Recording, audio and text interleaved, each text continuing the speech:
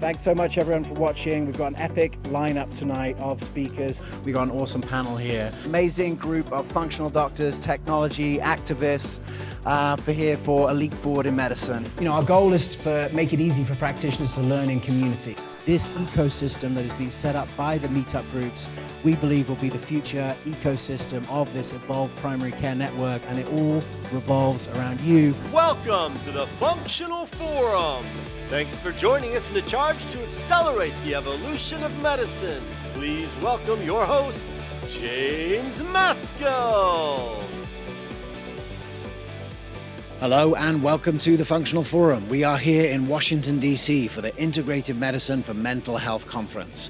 Over the next hour, we're going to take you to some of the best interviews, some of the attendees, and showcase this truly unifying mental health conference, bringing together people in integrative medicine, lifestyle medicine, mental health, and so many different disciplines that are coming together to forge the future of the mental health paradigm. It's a really incredible conference. Here's some of the best bits. Enjoy.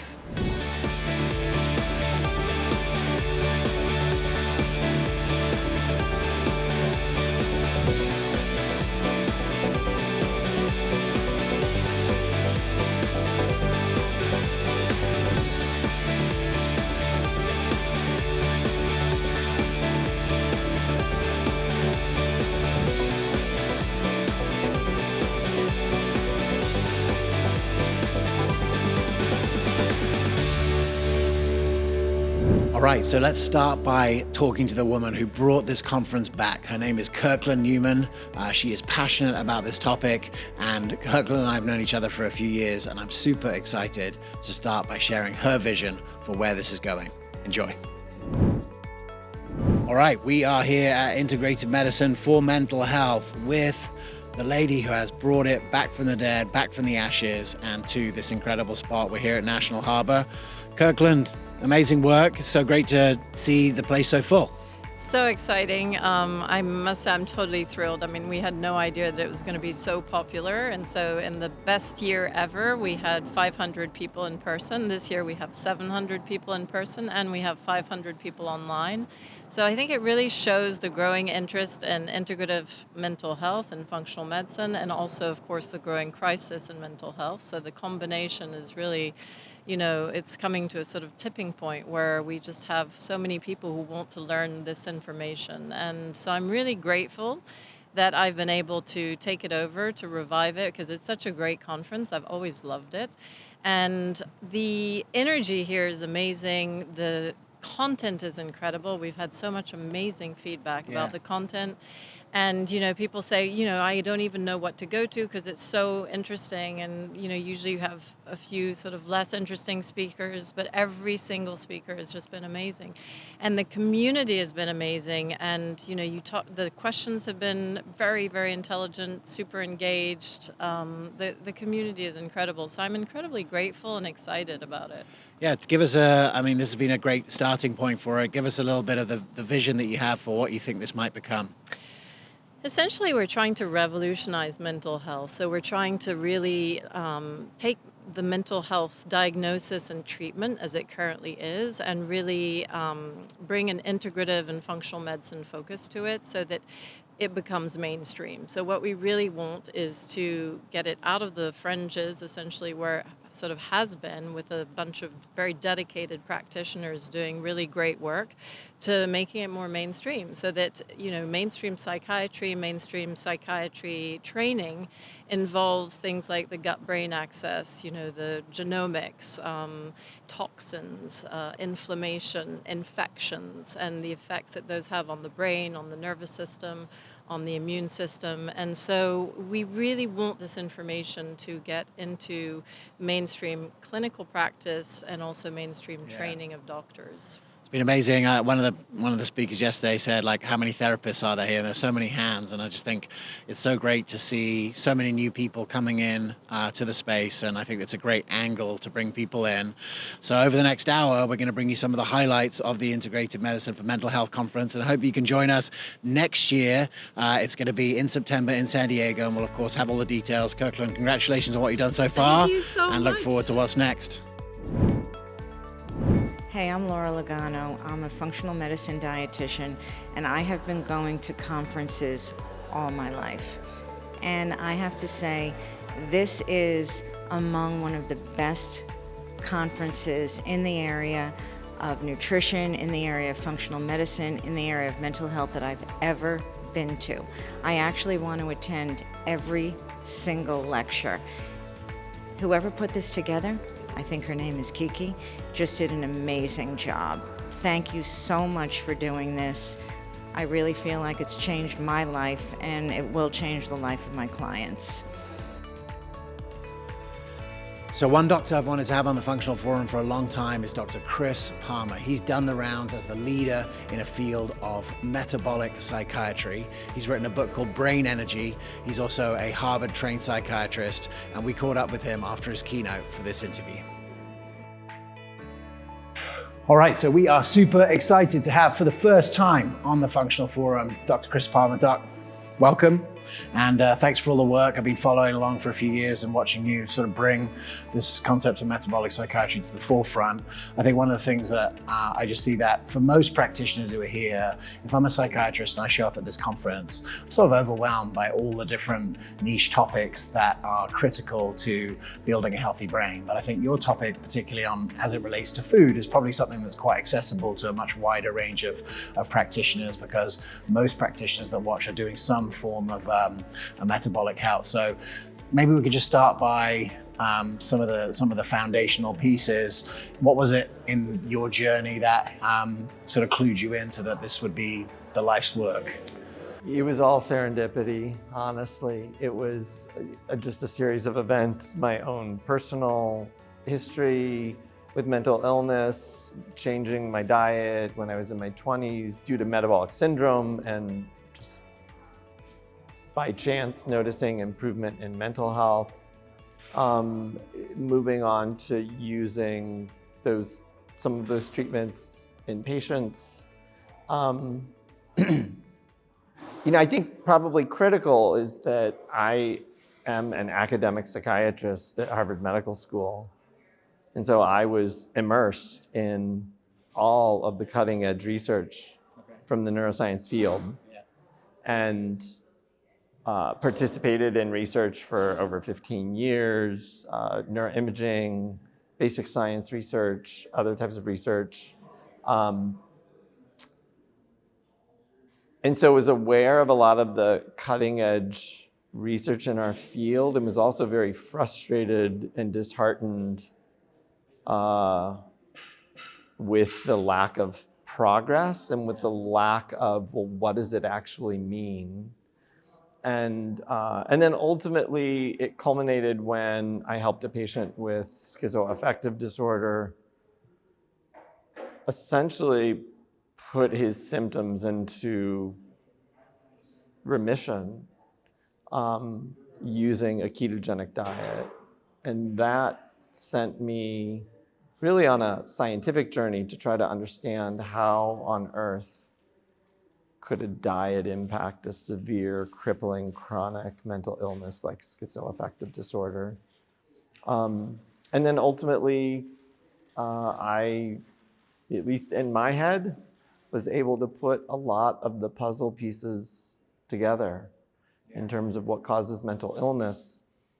And it includes biological, psychological, and social pieces of the puzzle that have been hiding in plain sight. And so in some ways, I think what I've come up with, the metabolic theory of mental illness, what I've called the brain energy theory of mental illness, in some ways, it almost feels like common sense. Yeah.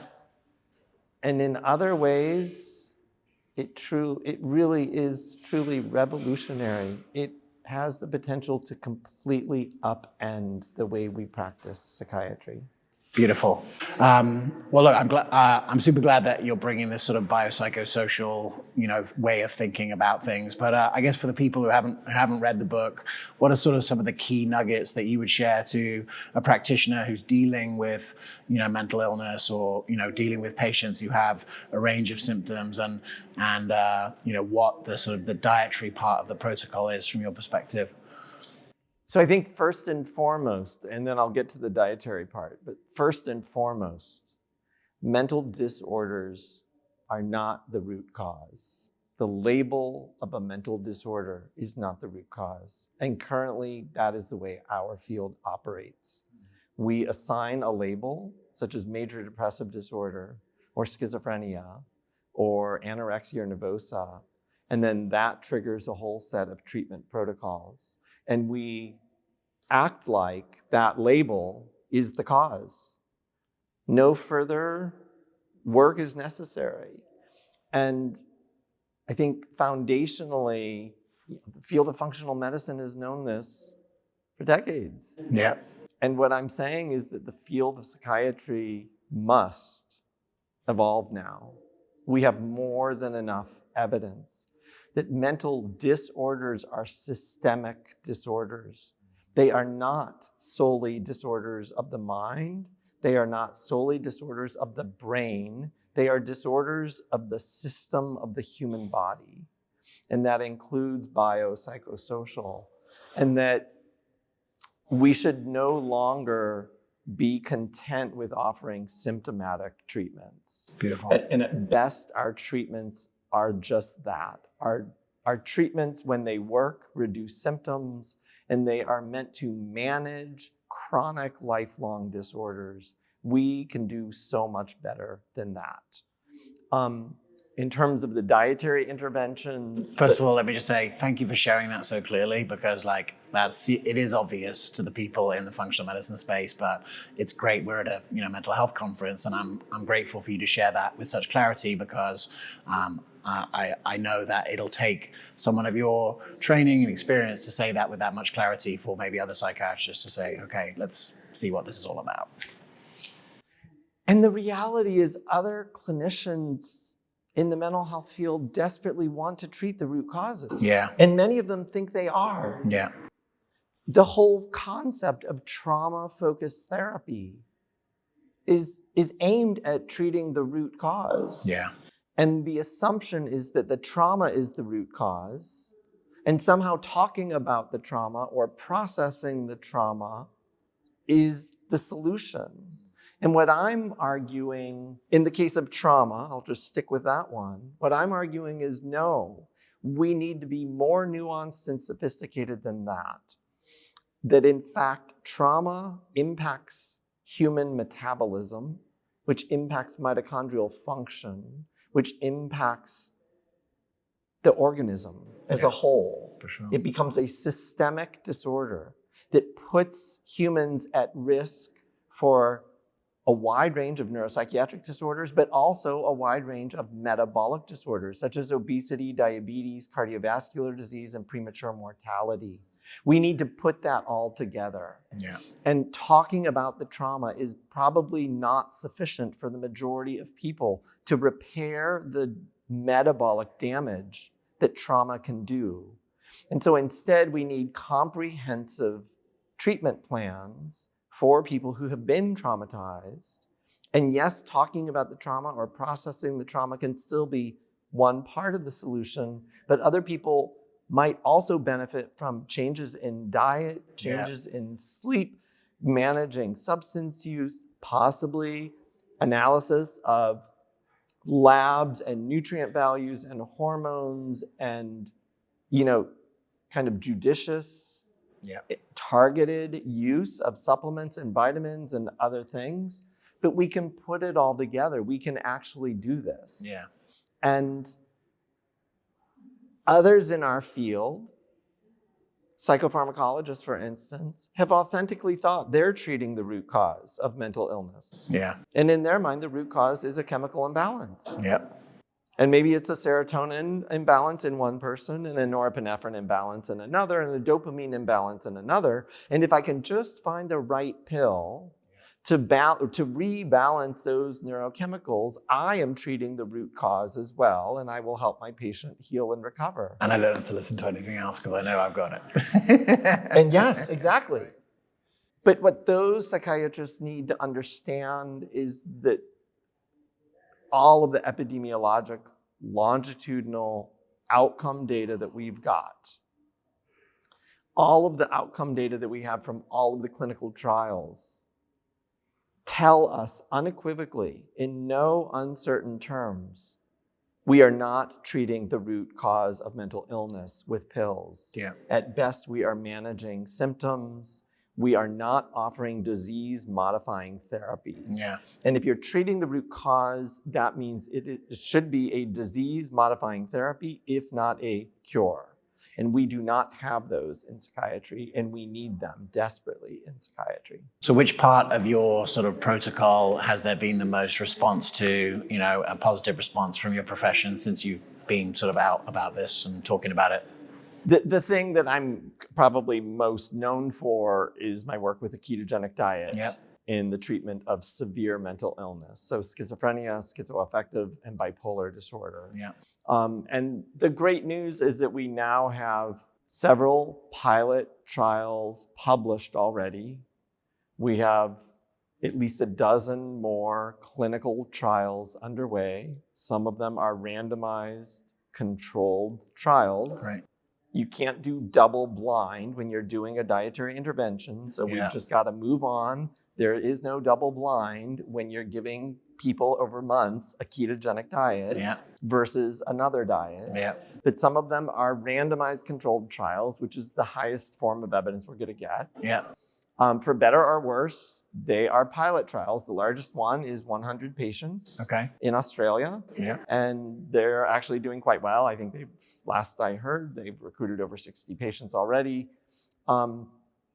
The field is evolving and moving forward very, very rapidly. Yeah. I have talked with leading neuroscientists, like former directors of research at major biotech and pharmaceutical companies, who are extraordinarily and deeply interested in this work because they know the science. They know that it adds up. They know it makes sense. I think a lot of people feel like, nobody can do a keto diet to even lose weight. And these people are really ill. There's no way they can do a keto diet. Yeah. And the one thing I want to say about that is that it is really important that we not sell short our patients' determination to get better. Yeah. And, we've got one trial out of the UK that it was a small pilot trial, 20 patients with bipolar disorder. 91% of their daily ketone readings were positive. Wow. Which is an extraordinarily high level of daily compliance with the diet. What I want to say is our patients are fighting for their lives, quite literally. Yeah. And this viewing mental disorders as metabolic disorders comes with countless new treatment strategies. Yep. Not just diet, but diet is probably one of the more powerful ones. But it comes with countless new treatment strategies. And we really, as a field, need to rapidly pivot to management of chronic diseases is no longer acceptable. Our goal must be remission and recovery. For sure. And if we are not achieving remission and recovery, we are not done. Well said. I know that mission that you just shared means that we have to have more of, you can't just affect the practice of psychiatry. You have to go further afield, right, into the rest of society. And I know that's, taken you to some new places. We're here in DC right now, and this is a place you've been hanging out. What's been your experience of sort of taking this message to people that could sort of activate it a little bit beyond your profession? So, I have actually had the privilege of honor of being invited literally around the world speaking on this topic. Here in Washington, D.C., over the last month, I've been meeting with senators, congressmen and women, staffers, and others, lobbyists and others who, many of whom are deeply interested and passionate about this. I had the honor of kind of participating in a roundtable discussion hosted by Senator Ron Johnson, attended by RFK Jr., also attended by Jordan Peterson and all sorts of Yeah, I had some good friends there. celebrities and Advocates. renowned advocates, influencers, and then there was me. You gotta have a 1MD. Somehow I snuck my way in there, and they let me participate. Yeah, that was really powerful, and it's cool actually. As we record this interview, the clips. Actually, the sort of sound bites from that event are sort of, as we speak, even going viral, and big celebrities getting, behind some of these concepts, and especially as it relates to food safety and as it relates to children, which is sort of like the most emotive topic there is. So, it's still, the work is just still reverberating out, I would say, at this moment. But carry on. On that topic, it is pretty incredible. We have some A-list celebrities with literally 300 million followers plus who are joining this movement. And at the core, this is a movement to end chronic disease. Yeah.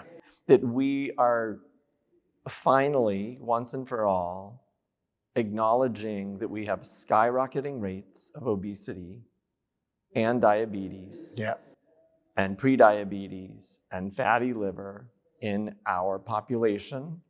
And I am really consistently, tenaciously inserting the human brain as an organ too. And the environmental changes, whether it's food, toxins, screen time, lack of community, whatever you want to blame it on. Yeah. Take your pick. They almost all play some role. All of those things are leading to skyrocketing rates of metabolic disorders. But what is less well understood, but unequivocally true in my mind, based on lots of rigorous science, is that the brain is being impacted at the same time. And that helps us understand why we see skyrocketing rates of depression, bipolar disorder, anxiety disorders, substance use disorders, autism, ADHD, deaths of despair. All of these things, all of those things that I just mentioned are at all-time ever recorded highs. The substance use, I'm going to pin it down specifically to opioid overdoses, because rates of alcohol use have come down, rates of tobacco use have certainly come down, so it's not substance use disorders across the board, but everything else I said, just to be precise and accurate, everything else I said, highest prevalence levels ever recorded. Something is in our environment driving those brain changes. And what the End Disease Coalition is about is not prescribing more pills to manage these chronic diseases. Once and for all, we need to get to the root causes of these disorders. And the root causes include our food supply and environmental toxins, and those are probably the primary drivers. Yeah, it's really powerful. Let me ask you this. So, you had colleagues at Harvard, right, for a long time who this didn't make sense to and is starting to make sense to possibly. You have politicians, like the amount of political will behind all the things you're talking about has basically been zero forever. And now there's a little bit starting to happen and maybe, this movement happening. What would you say is, what would you say is happening now that wasn't happening before? Or what do you think the tipping point is that has allowed these concepts that have been quite foreign to now have this sort of momentum? It's hard to pinpoint, like what is the tipping point? Why are people signing up now? My hope is that a lot of people are working to make this understandable. And to line up the rigorous science that we actually do have. This isn't just conjecture. It's not only theory. It is based on decades of metabolic science, mitochondrial research, cell biology research, and it's based on centuries of mental health, over a century of mental health research. In the 1800s, we knew about the connection between diabetes and severe mental illness. In the 1930s, we were injecting people with mental illness with insulin. We were identifying abnormalities of glucose metabolism and lactate metabolism in people with schizophrenia and bipolar disorder. So the metabolic theory of mental illness has been around for a century. Yeah. It's just been hiding in plain sight. People didn't know what to do with it. They didn't know what to make of it. Yeah. They didn't know how to understand it. And the great news is that over the last 20 years, we have now accumulated enough science to start to connect the dots in coherent, understandable ways. And I think that is what's galvanizing people. At the same time that science is finally beginning to crystallize and become visible. Like we can finally put all these puzzle pieces together and begin to make sense of it. Yeah. At the same time, we really do have a national crisis and a world crisis, skyrocketing rates of all of these disorders. They are taking a toll. For the first time in decades, the lifespan of Americans is declining. Yeah. And initially, it was thought that was due to the COVID pandemic. No. It's no longer just the COVID pandemic. Yeah. The decline in lifespan, the increased mortality is largely due to metabolic and mental disorders. Yeah. And we as society cannot ignore this any longer. Yeah. We cannot put our heads in the sand. We cannot talk about body positivity and ignore the obesity epidemic and assume that it is just the new normal. Yeah. Because the human brain malfunctioning, the human brain not being optimized, people suffering relentlessly, that cannot become the new normal. For sure. Absolutely. Well, look, I want to share my appreciation for all the work that you've done to put this on the front lines. I see myself as very much on the team, and I'm excited to see, what can happen in the next year with all of this political will, with all of the, science showing up and being communicated so ably.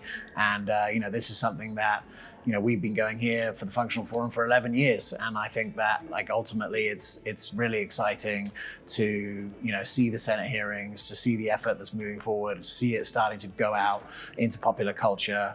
And I look forward by the next time that we hang out to see where we've got to. Awesome. Thanks, Doc. Thank you so much. Hanging out in the exhibit hall, you never know who you might run into. It's the mold maven, Dr. Jill Christa. Doc, how you doing? I'm doing great. What have you learned here this weekend so far? Oh, mold, mast cells, microglia in the brain. That connection was great. Dr. Pejman Katarai covered it. It was excellent art presentation. It's interesting that, such a range of practitioners here, right? Obviously from doctors and people that can sort of implement this all straight away. Lots of therapists. Yeah. If a therapist were to come to your talk, what do you think they could take away from it? I think that they'd be better able to identify when mold is part of the problem, the cause. And that's my hope anyway, is that they'll see that mold does have effect on the brain and then how the brain functions and behavior. So it definitely plays a role in the whole neuropsychiatric story. Amazing. Well, glad to hear you, and we'll check out more of it later. Next, let's check in with Dr. Aimie Apigian. She's become a leading voice in the conversation around the biology of trauma. Super relevant to this conversation. Let's check in. All right, we are here with Dr. Aimie Apigian, longtime friend of the evolution of medicine. We've known each other almost a decade, I think. I guess I just want to start by saying that it's been great to witness you do your thing, right? Yes. To be really passionate about one thing and to take it into the world in such a comprehensive way. And great seeing you on stage yesterday. I guess what I wanted to jump into that I think would be most interesting for people at home is really understanding the sort of how and the why of how trauma gets stored, because it seems like that's sort of the critical conversation that you're having in your lecture there. Yes, and this is a really important piece to understand, especially as we look at mental health or physical health, because we can understand that a trauma happens, but then why does the body store it? Why do these chronic effects continue to happen? And the idea is that the event is not over for the body. And until it actually gets a clear message that that experience of overwhelm is complete, then it stays in that sense of danger. And it happens on 3 different levels. One would be the mind, where we actually have thoughts that we're not safe. And then we also have the somatic level, which is where our tissues, our muscles never completed self-defense movements. Yep. And so those still stay with this charge of, I didn't actually get to protect myself. And so there's that message in our tissues where that leads to implicit memory. And then there's the actual biology level. So we know that there's a cell danger response. We know that happens down in the mitochondria. And unless they get a clear signal that they are safe, they will still stay in that hypervigilance, and they'll go back and forth between danger and stress mode and overwhelm and the cell danger response. So there's 3 levels that the body needs to have a completion of a stress or trauma response, or else it will still stay in that, but the danger's still there. Yeah. And form what I call the trauma biology, rather than being able to switch to a biology of safety. So tell us more about the biology of trauma and what that looks like. There's significant impact on our biology. We know the outcomes because we know the adverse childhood experiences studies, so we know that there is this connection, but we haven't really understood the mechanism. And that's now becoming clear, which is exciting, because then we have interventions. We have leverage points that we can intervene and change someone's life and their health outcomes. So what happens is that there are different states of the nervous system. And those states of the nervous system are the operating system for the body. You can think of it like a car, where there's different states. There's the sports mode, there's the regular mode, there's the cruise mode. Yeah. And so those modes dictate how your body or this machine is running. Yeah. And when it's in stress mode, the system is telling every cell, every mitochondria to upregulate its energy. Yeah. And then the moment that overwhelm happens, the nervous system immediately switches states. So it's not that a single cell is impacted. It's not that a single mitochondria is impacted. It is the whole entire system that switches states within seconds as that overwhelm tells the body to shut down. So this is a whole body response at the macro level, at the system level, like the brain, like the endocrine system, like the immune system, but also down to the cellular level, like the mitochondria. So one of the primary mechanisms that comes out of this that becomes our diseases is the oxidative stress. And when our body shuts down, it is signaled through the vagus nerve, and it shuts everything down because it's preserving energy in order to survive. Our waste products are no longer the priority to clean up.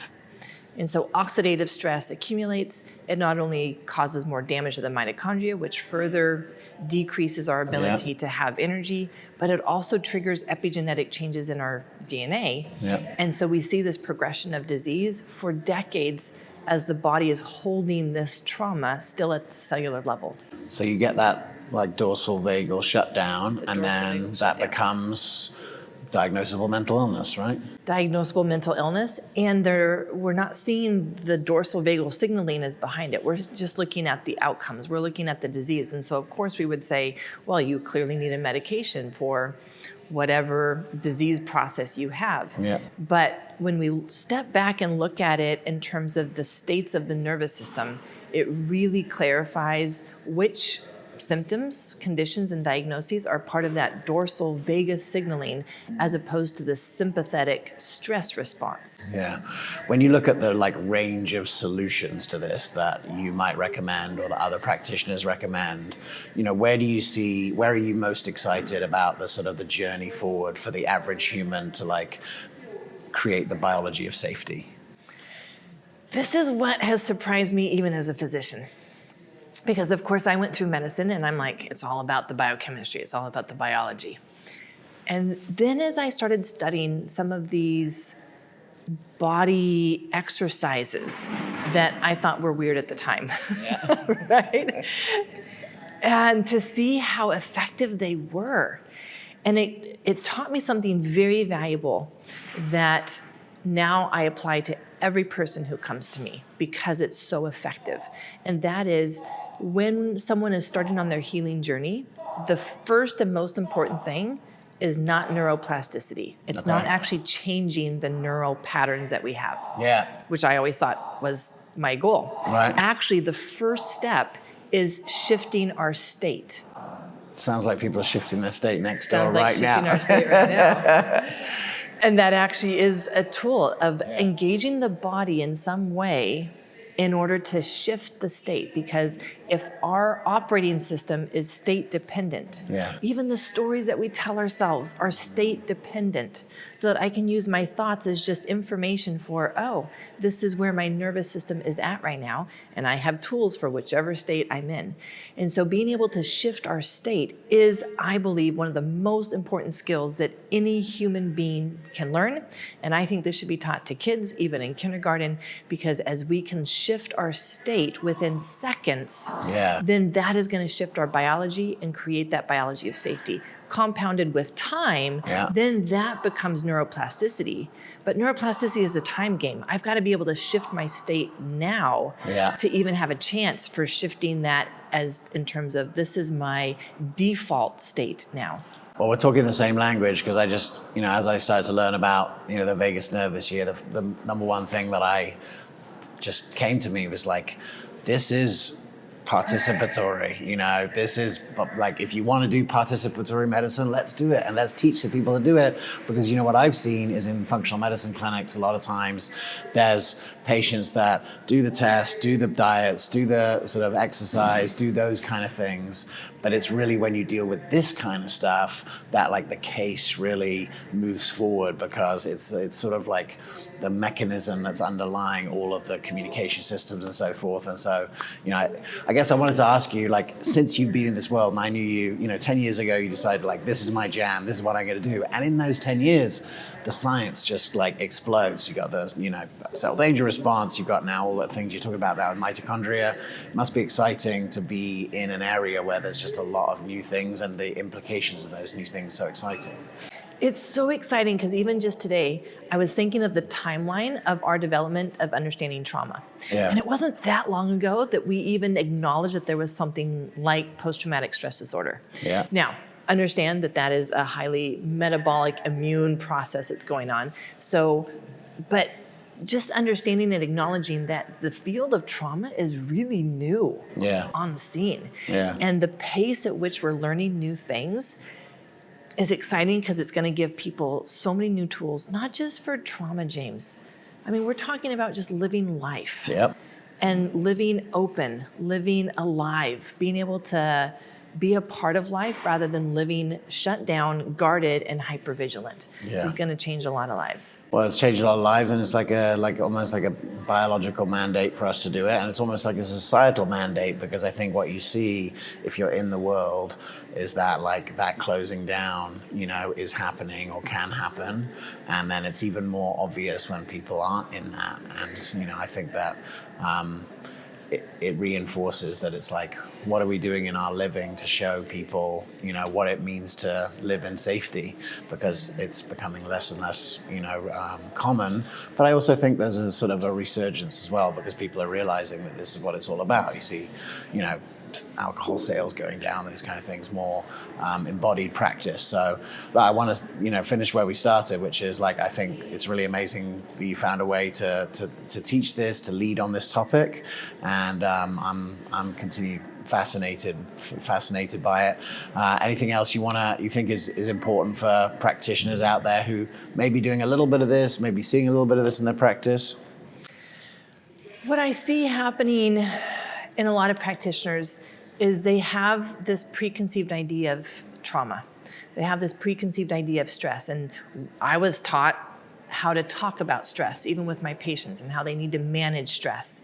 And so to be able to encourage practitioners to come back to the science, because the science gives us the sequence, it gives us the structure to really understand it, and where does this fall in as I'm working with someone with either a mental health condition or a physical health condition like autoimmunity. Where does this fit in? Because I can't just say, go manage your stress better.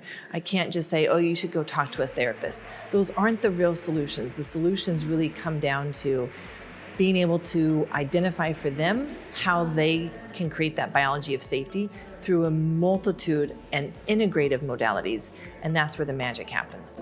Awesome. Well, thanks so much for joining us. There's a lot happening here at the Integrated Medicine for Mental Health Conference. Let's check out the next segment. So earlier this year at IFM, we did our first ever Vegas Fest that was designed to be a way to deliver participatory education as a gift into your community. Over the summer, we've done a number of other Vegas Fests at different conferences and for different types of practitioners, and we've honed it down. And I'm really excited to share that we got to do another one here at IMMH with a standing room only crowd and a lot of excitement. Let's check out some of the best bits from Vegas Fest.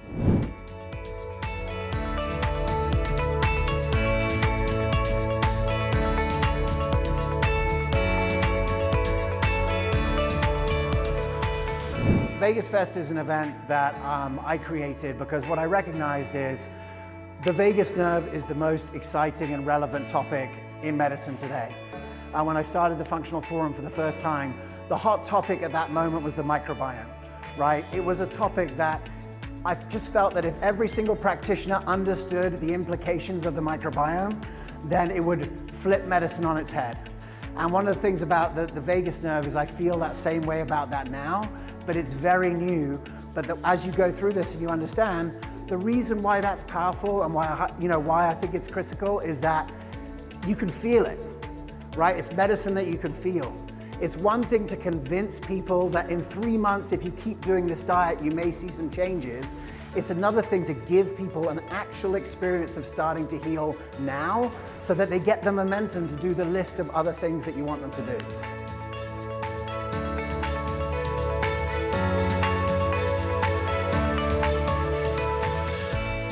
Are breathing through our nose, using our diaphragm, and we are exhaling longer than our inhale for optimal vagal tone.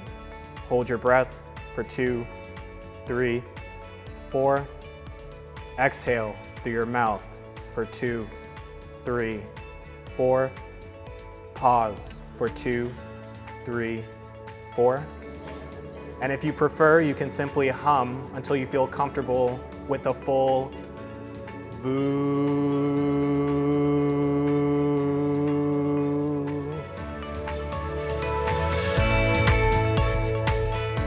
So it's been an interesting year for the psychedelic movement, and there's been a lot of conversation here about psychedelics and how they can make an impact on integrative care. We caught up with one of the leaders of that movement, Dr. Scott Shannon, to talk about how psychedelic care and integrative medicine can come together for a new standard of integrative mental health. Enjoy. So you couldn't have a conversation about integrated medicine and mental health without psychedelics, and Dr. Scott Shannon was here to lead that conversation. Doc, you said something in your talk that I really love, which is that you feel that integrated medicine is a little bit underpowered, and perhaps psychedelics can add the power to take this to become the standard of care. Can you jump into that a little bit?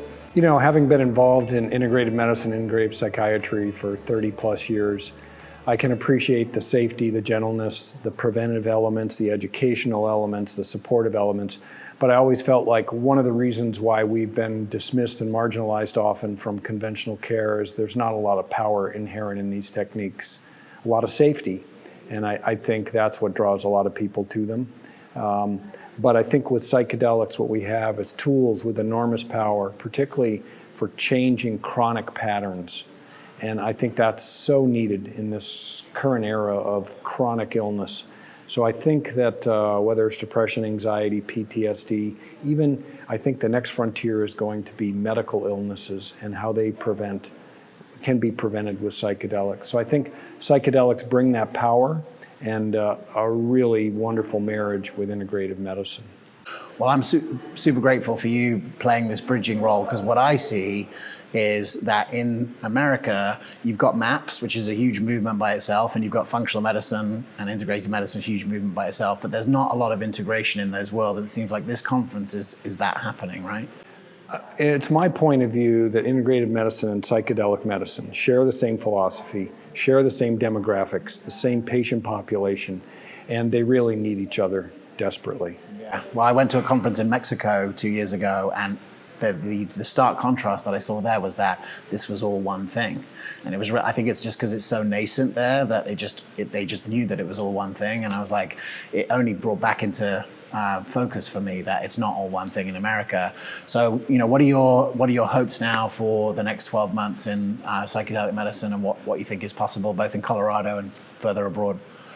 Colorado's rolling out. We're going to have regulated care in the next few months. We're just waiting on the licensing regulations and some of the details of that. And then because of the way the Colorado law was written, we have personal use, sharing, cultivation of ibogaine, 5-MeO, ayahuasca, mescaline, also available to us. So I think Colorado is going to become ground zero for how we test this out and roll it out. We're going to find out in the next few weeks from MAPS, Lycos, what's happening with the FDA. We've been a phase 2 and a phase 3 site with them, so we hope to be able to do that again. But it's unclear what the FDA is going to require, but I'm thinking that's 2 to 3 years down the road to roll out a phase 3 program. Okay, great. Well, Doc, I just want to, just share my appreciation for you, bringing it in the lecture. I think that this is such a critical topic for everyone in our community, and I completely agree with your take on the industry. And I hope that even in communities around the country, that the functional integrated medicine community can, find other practitioners that are interested in this work and create real local cohesion. So when the legislation comes around, that this can be the new standard of care. This is coming across the country in the next few years. I mean, the FDA notwithstanding, this is a movement that's pervasive. It's happening on 3 different tracks. We've got medicalization, we've got decrim, and we've got religious freedom. Yeah. And they're all exploding at this time in this country. I mean, I think right now, Austin, Texas has like 20 psychedelic churches. Denver has who knows how many, but they're happening everywhere. And then we've got the regulations, like there's going to be a vote in Massachusetts this November to legalize psychedelics, similar to the Colorado law. And this is just going to happen over the next 5 to 10 years across the country. It's unstoppable at this point. Wonderful. Well, 2025 is the year that it's going to happen. Obviously, docs like Dr. Scott Shannon, bringing it to the beginning. Doc, thanks for all your pioneering work. And let's do this. Hear, hear. All right, lots of different vendors here at IMMH, and some that you wouldn't find in a normal functional medicine conference.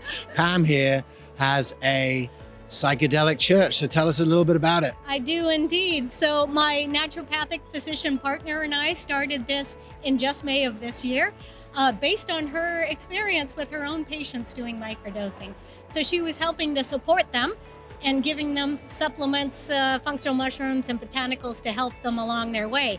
So we decided that the larger population needs this. You know, people are getting stuck on SSRIs for decades. Yeah. And one big dose of mushrooms can really do what 30 years of, Prozac. Yeah. So we put this together as a church. So we operate under the Religious Freedom Restoration Act of 1993. This allows us to use entheogens as part of our spiritual practice. So we actually operate as a church. Our tenets are really focused around wellness, whole health, and naturopathic medicine. We have 2 events every month. One is more didactic, sermon and science.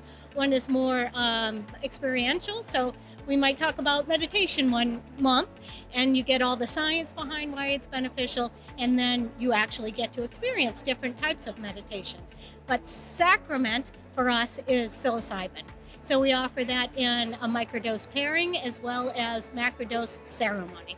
Awesome. Well, you got some cool looking products over here. I see that. So these are the psilocybin with other things that a naturopath might formulate alongside to support, right? Yeah. Super cool. Well, look, we've, over the years here at the Functional Forum, we've focused on innovative business models to bring the medicine to the people. Yes. And I just want to say, well done. I think the world needs it, and keep it going. And I hope I can visit in Reno. Please do. All right. We'd love to have you. Great. All right, I'm here at IMMH with Sylvia Covelli. She was on the podcast in October talking about her new residential treatment center for recovering people with depression and anxiety using functional medicine. Sylvia, what have you learned here at the conference that you think you could take back to the center? Yeah, definitely to find out about so much more research that there is around metabolic psychiatry, because that's one of the treatments that we're implementing in our program is functional medicine and metabolic psychiatry, and just learning about new research that confirms and like helps to just for us to do a safe implementation of the keto diet in the program. So, and one of the things you're doing is teaching people how to cook that way, right? yes, it's a full training. We teach them from how to buy the ingredients to just being able to cook that meal for themselves. The idea is that after the program, they can go back home and keep the diet. I was just talking to Chris Palmer a second ago, asking him for how long after the full month of residential doing the keto, like what's the recommendation, to keep it at home. And then he said, like, in order to see like the full effects and to find out if it's working, it's at least 3 months to 6 months after they go back home. So it's really important, the training piece, so that they can implement it, integrate it into their day-to-day life. Awesome. All kinds of business models, new models of clinical delivery. Looking forward to seeing how it goes. Thank you. All right. I want to take a little bit of a different conversation here, because one of the things that I am sure of is that if I'm a psychiatrist and I show up to IMMH, I become overwhelmed with how many things there are to do and what it's going to take to execute this type of medicine. And so what I wanted to do is have a little bit of a practice management conversation about how we can deliver these kind of ideas to patient populations. And I've got Dr. Nicole Kane here, and we're going to talk about that. So Doc, I know a little bit about your story, but I'd love to hear it. So from my understanding, you're a naturopathic doctor, you've been in practice seeing patients, and now you have a new model. What was the sort of genesis of the need for the new model, and how did you arrive at it? I started with anxiety because I wanted to prove to myself that we can actually heal anxiety. So many people, even the NIH, they define anxiety as a medical problem, and we suppress your symptoms using X, Y, and Z. So medications, talk therapy, breath work. And so I came into this with a heart to figure out, can we do better? And if we can do better, how can we do that? And it kind of culminated in 2015 with my own personal panic, anxiety, insomnia meltdown, where as the expert who people were coming to with direct patient care for solutions for anxiety, I didn't have the solutions to help myself. So I found myself desperately calling my colleagues. I knew the best colleagues in counseling and EMDR and psychology and psychiatry and chiropractic medicine. I had an Ayurveda expert pour oil on my third eye. And I spent thousands of dollars on functional testing, supplements, all of the things, and nothing was working until I stopped trying to make my symptoms go away and started asking the question of, what are my symptoms trying to tell me needs healing and how? And looking at a trauma-informed adaptive model that says that something happened or didn't happen in our past that we adapted to for survival, and that those adaptations affect us head to toe, and if they get stuck, it can predispose us for symptoms. So I'm all excited about this. I'm getting better. My anxiety is going away. My sleep is coming back, thank goodness. And I'm thinking, how can I share this information with people? So I have direct patient care, and people who are coming in. I have a wait list. It's over a year long. I have people sending me messages. I have doctors. They're like, are you going to turn this into a teaching? And so I decided to try to solve the problem. Number one is by writing a book that anybody can get anywhere. Yep. And then number two is I created a membership program, which is a really low barrier to entry. And so when people come in, I have doctors in there, I have moms in there, I have engineers in there, I have everybody in there. And it's a place where we can come together and we can ask the hard questions, but from the paradigm of your symptoms are here to tell you what needs healing. Yeah. And through that place of empowered education, my clients are going back to their doctors, and their doctors are asking questions. Yeah. And we're collaborating. And so I feel like I'm making a bigger impact by pivoting my model to that. Wonderful. Well, I know that many practitioners find themselves in trying to think through what is the best way that I can help, and I'm sure that journey will be powerful. What have you learned through that journey about actually getting people to get off the sofa and get into action? Oftentimes with anxiety, there's an element of desperation that fuels action. We think of it as fight, flight, freeze, and so a lot of the people that call, they have that fuel, they have that energy. They've been going down the Dr. Google rabbit hole. Yep. And thanks to conferences like this and amazing information that's been made accessible, thanks to your work too, is people now are inundated with information, but they don't know what to do with it. And so we come to this place where they can get on my private forum and they can have those hard conversations and we can collaborate. Great. Yeah. That's cool. And is there something particularly about anxiety that you think could be better done by like the greater functional medicine community? That's my favorite question. Yeah, I think we could do it a lot better. Right now with anxiety treatment, we sort of put people in a diagnostic bucket. You're anxious? Okay, we're gonna try to combat that with antidepressants, maybe benzodiazepines, and some sort of mindfulness or talk therapy. But what if somebody comes in and their anxiety is that they're having heart palpitations when they do public speaking? And they're like, I just feel like my heart is gonna burst out of my chest. Yeah. But if they take an antidepressant, it's going to zombie them out. It takes weeks to kick in. It's difficult to taper off of. If they take a benzodiazepine, then they're gonna feel like a zombie. They're not gonna be able to perform. If they go to talk therapy, this top-down approach, sometimes the body doesn't care what the brain has to say. Yeah. And so it's like, yeah, that's fine. I know we're safe. I know it's okay. I know there's no tigers, but we're gonna do our thing. Yeah. So there are better options. So what I did is I looked at all the research and the different ways that people present with anxiety. If we were to walk around this conference, we would find that the average answers could be categorized into approximately 9 systems. And so I call these the 9 types of anxiety. And the systems give us data about a person's unique presentation. So somebody has that heart palpitation. Some doctors will do off-label, like a beta blocker. And that beta blocker can stop the heart from pounding so violently without causing those unwanted side effects so they can perform. But if their anxiety is coming from their gut and they have diarrhea every time they go to school in the morning, a beta blocker is not gonna work.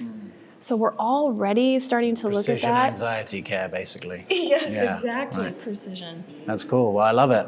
Well, I'm glad that you're here, and I appreciate you sharing. And if practitioners are watching, whether you're treating patients with anxiety or if that's coming up as part of another condition, I know that we can do better. And part of this integrated medicine for mental health is about finding little ways to integrate some of this care into patient care. And so thanks for leading the charge, and thanks for heeding the call to try and do this in a more efficient way so that more people can have access, and appreciate the work. Thank you for bringing us all here. All right.